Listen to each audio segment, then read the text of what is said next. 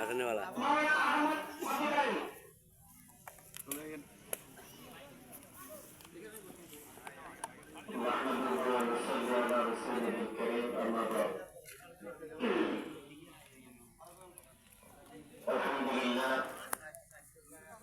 اللهم إنا نسألك الجنة ونعوذ بك من النار. অতটা আয়োজিত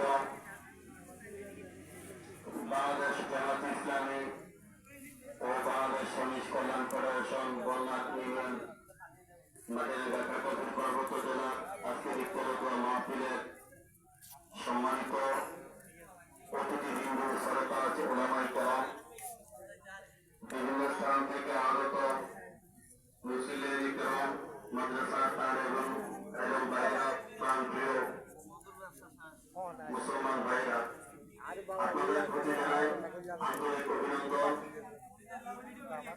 আমি আপনাদের কাছে বিভিন্ন প্রতিবাদ বা কিছু বলবো না, আমি একটা কথাই বলি, পৃথিবীতে রাস্তা দুইটা, আঘাত রাস্তা দুইটা, একটা হচ্ছে ডাইন দিকের রাস্তা, আরেকটা হচ্ছে বাম দিকের রাস্তা। কথা বুঝছেন?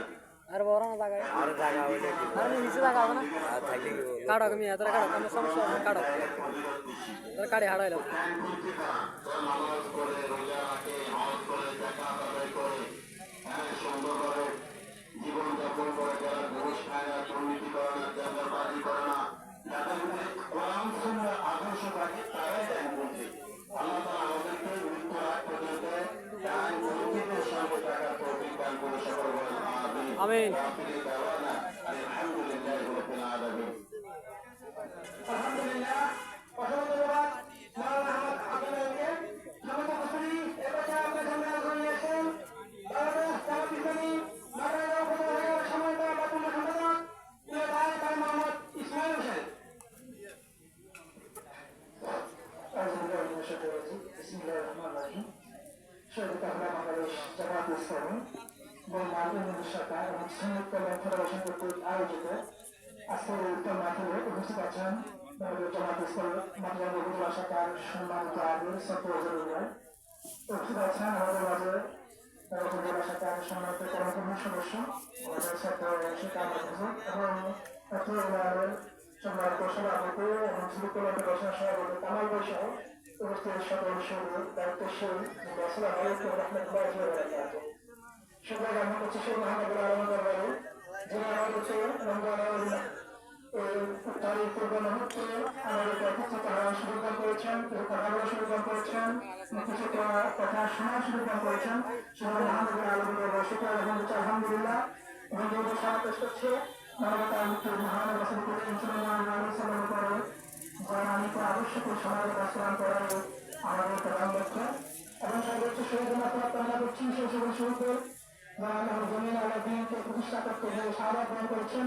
বিশেষ করে 5 আগস্টের সেই সকল তরুণ ছাত্র যুবক যারা নিজের রূপে তারা ভুলে গ্রহণ করে আজকে আমাদের কোনো নতুন সাহায্য গ্রহণ করেছেন, যার পরিপ্রেক্ষিতে আজকে আমরা ফেসিলাত মুক্ত বাংলাদেশে আমরা আকাশের নিচে বসে মাহফিল করতে পেরেছি।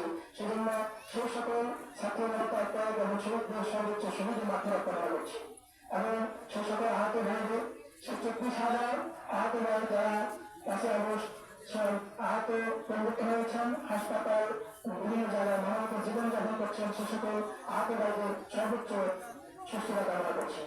সেখানে মুসলিম ভাইরা আল্লাহ তাআলা বলতে বলেছেন বিসমিল্লাহির রহমানির রহিম কুতিবা আলাইকুমুস সিয়াম ওয়া মা কুতিবা আলাল লাযিনা মিন ক্বাবলিকুম লাআল্লাকুম তাত্তাকুন।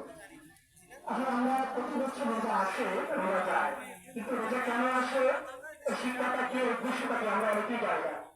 আল্লাহ তাআলা আমাদেরকে রোজা রাজি করেছেন এবং আমাদের পূর্বে যারা ছিলেন, যে নবী রাসূল ছিলেন, যে উম্মত ছিলেন, তাদের উপরে রোজা ফরজ ছিল, হয়তো 30টা ছিল না কিন্তু রোজা ছিল। রোজা এমন একটি গুরুত্বপূর্ণ বিষয় যেটাতে প্রত্যেক উম্মতের উপরে রোজা ফরজ ছিল। সেই পরিপ্রেক্ষিতে আমাদের উপরে রোজা আল্লাহ তাআলা ফরজ করেছেন যে এই রমজান মাসে 30টা রোজা আমাদের রাখতে হবে। এবং রোজা রাখার মূল উদ্দেশ্য আল্লাহ তাআলা বলছেন লাআল্লাকুম তাত্তাকুন, যে তোমরা তাকওয়া অর্জন করতে পারো। আমরা আমাদের সমাজে বিশেষ করে বাংলাদেশের কথা যদি বলি, স্বাধীনতার 53 বছর পরে আজ আমরা সে কাঙ্ক্ষিত দেশ, যে অর্থনৈতিক প্রতিষ্ঠা আমরা আজও ধরে পাইনি। আজও আমাদের বেতন সমস্যা, গণতন্ত্রের জন্য আমাদেরকে লড়াই করতে হচ্ছে। আবারও 5 আগস্ট আমাদেরকে রক্ত দিতে হয়েছে। এদেশে আমার শেষ সময় সুন্নত বাংলাদেশ আমরা আজও গঠন করতে পারিনি। কেন পারিনি? এখানে আমাদের এই রমজানের শিক্ষাবন্ধন কাজটা করবেন টাকার যে উদ্দেশ্যটা, সে টাকা বাঁচানোর কারণে টাকা ভিত্তিতে সমাজ প্রতিষ্ঠিত না হওয়ার কারণে যেটা আমরা আজও আমাদের সমাজের বাংলাদেশ সমাজ দেশ করতে পারিনি। সুতরাং রমজান মাস আমাদের এই মাস, আমরা রমজান মাসে যারা আমরা বিরোধ করে অপরাধ বন্ধ রাখি, আমরা সুখা বন্ধ করি, মশলা বন্ধ করি, আমরা কালিমা বন্ধ করি, সমাজের বিচার আমরা জীবন মজা করে রমজান মাসে বন্ধ রাখি। ভালো আমরা রমজানের পরে চিত্র কি দেখি, যে সূক্ষ্ম, যে দুষ্ট, যে নির্যাতনকারী, যে বেশিরভাগ যে জীবন নির্যাতন যে ব্যক্তি জীবন করতো, আমরা দেখি ওই ব্যক্তি আমাদের আবার জীবন করে করায়, আবার সুখায়, আবার ঘুষায়, আবার এগুলো সম্পদ নষ্ট করে, আবার আমরা অবিচার করে মানুষের জীবন করে। তাহলে রমজান এই যে রমজান একটা মানুষের আত্মশুদ্ধি করলো, কিন্তু আত্মশুদ্ধি করার পরে শিক্ষা অর্জন করতে পারেনি। তার জন্য রমজান, তার জন্য বাধা তোমার কল্যাণ বলে নিয়ে আসতে পারেনি।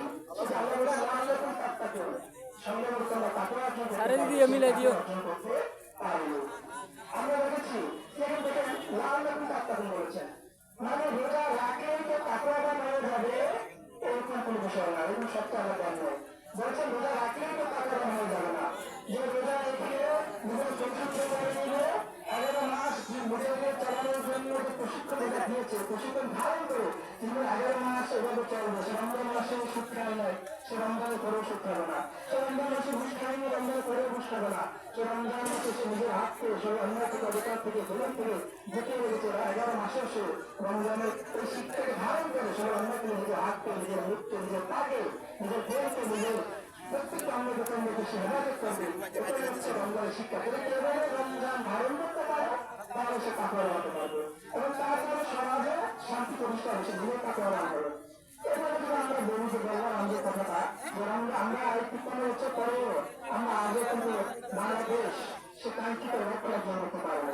আমি দেখি এই যে সিঙ্গাপুর, মালয়েশিয়া, আমরা আগে যেটা আমরা তাকাই, আমরা দেখি সেখানে সিঙ্গাপুর, মালয়েশিয়া একটু চলেছিল।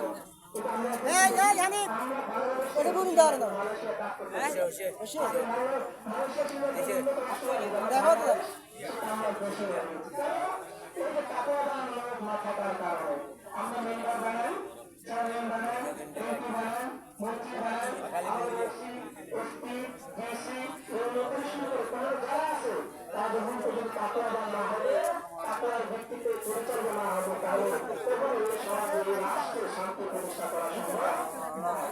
আমি বললাম বাংলাদেশে তাকওয়ার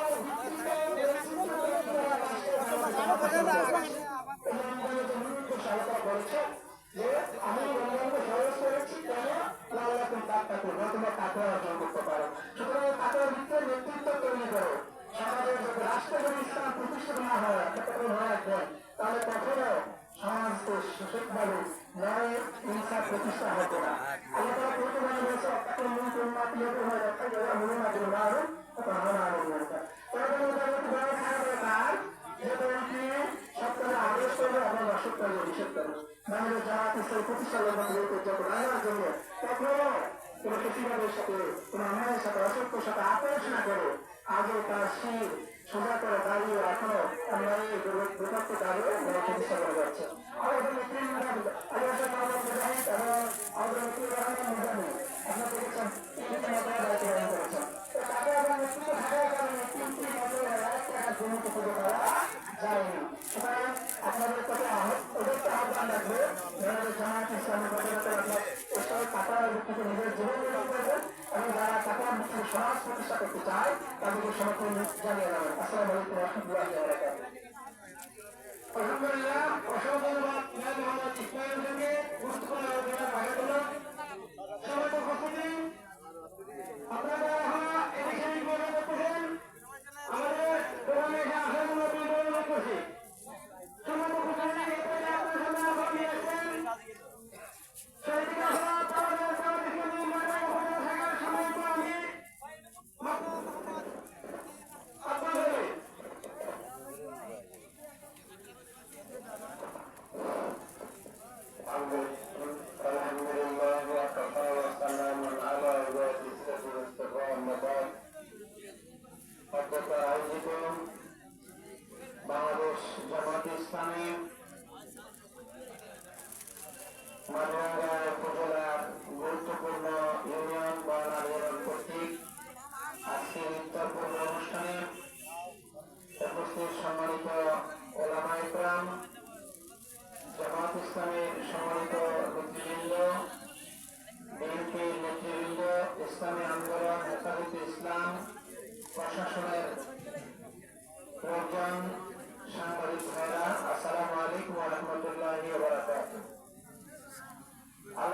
শুকরিয়া আদায় করছি যে আল্লাহ রাব্বুল আলামিন আমাদেরকে এই মাহে রমজানের মতো রহমত মাগফিরাত নাজাতের মাস উপহার দিয়েছেন বলে আলহামদুলিল্লাহ। প্রিয় উপস্থিতি, আপনারা জানেন এই মাসকে আল্লাহ রাব্বুল আলামিন নাযিল করেছেন মুত্তাকি হওয়ার জন্য। আল্লাহ পাক বলছেন, ইয়া আইয়ুহাল্লাযীনা আমানু কুতিবা আলাইকুমুস সিয়াম কামা কুতিবা আলাল লাযীনা মিন ক্বাবলিকুম লাআল্লাকুম তাত্তাকুন। হে ইমানদাররা, তোমাদের উপর রোজা ফরজ করা হয়েছে, তোমাদের সংবিধান হিসেবে দেওয়া হয়েছে, তোমাদের জন্য লিপিবদ্ধ করা হয়েছে, তোমাদের জন্য ফরজ করা হয়েছে। যা ফরজ করা হয়েছিল তোমাদের পূর্ববর্তীদের প্রতি, যেন লাআল্লাকুম তাত্তাকুন, তোমরা মুত্তাকি হতে পারো। মুত্তাকি কেন হতে হবে? আল্লাহ রাব্বুল আলামিন বলেছেন, ইয়া আইয়ুহাল্লাযীনা আমানু তাকুল্লাহা হাক্কা তুকাতিহি ওয়া লা তামুতুন্না ইল্লা ওয়া আনতুম মুসলিমুন। হে ইমানদাররা, তোমরা আল্লাহকে ভয় করো, যেভাবে ভয় করা উচিত। তোমরা খবরদার মুসলমান না হয়ে কবরে আসিও না।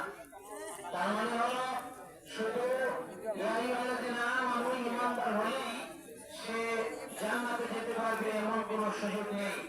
এই জন্য আল্লাহ পাক বলছেন, হুদাল লিল মুত্তাকিন, তোমরা এই কোরআন হচ্ছে মুত্তাকিদের জন্য হেদায়েত।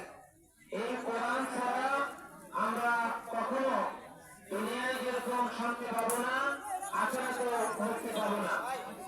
মৃত্যুর পর যে তিনটি প্রশ্ন করা হবে, মান রব্বুকা, ওমান দীনুকা, ওমান হাদা রাসূল অথবা ওমান নবিয়ুকা। তোমার রব কে ছিল?